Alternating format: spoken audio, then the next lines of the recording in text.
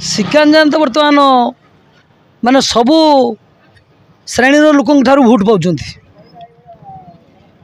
समकक्ष प्राय कहीं ये दी जन नेता नुहति से तो बहु भोट रे जीतबे ये नीलगिरी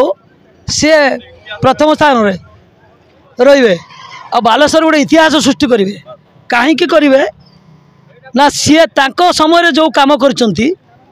बीजेडी एमपी जड़े गले बीजेपी जड़े एमपी मंत्री गले किसी करना तेणु सर्वदलीय भाव लोक चाहते भोट देवाई सबू दल भोट चाहते एमपी कैंडिडेट श्रीकांत जेना को ही भोट देवे आउ कार की देवे तेणु श्रीकांत जेना बहु भोट रे जीतबे। श्रीकांत जेना गोटे कथा हूँ सी आज आपणकर मेडिकल कॉलेज एम्स सीपेट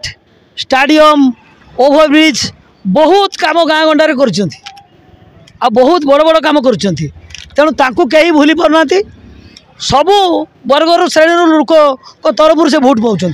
तेणु सब बहु भोट रे से जीतबे एथर हाथ श्रीकांत जेना जड़े इंडिया लेवल लीडर सी तांकर बालेश्वर मागिया अधिका काम से बालेश्वर देते आगामी दिन में जो एम्स हॉस्पिटल परिपूर्ण 350 विशिष्ट शज्या को पूरण करने से भी हाँ मारी आउ नीलगिरी अंचल बालेश्वर अंचल अनेक खेल प्रोत्साहन कार्यक्रम स्टाडियम सब या प्रोजेक्ट कहीचु सी कहते आपण मैंने बालेश्वर आहरी अधिक अधिक उन्नत देखिए पुणी दिल्ली आपन द्वारस्थ हे तो आख्य अच्छी तेणु आम समस्त स्वागत कर बालेश्वर प्रताप तो कार्यक्रम देखिले प्रताप आम अंचल लोक कार्यक्रम देखिले आउ विषय कहवा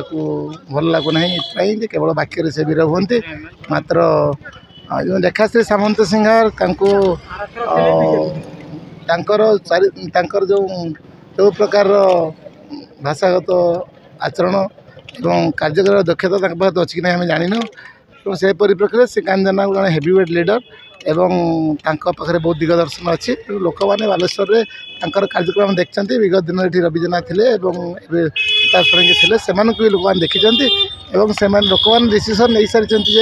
एथर सांसद भाव में बालेश्वर क्या पठाइबे दिल्ली।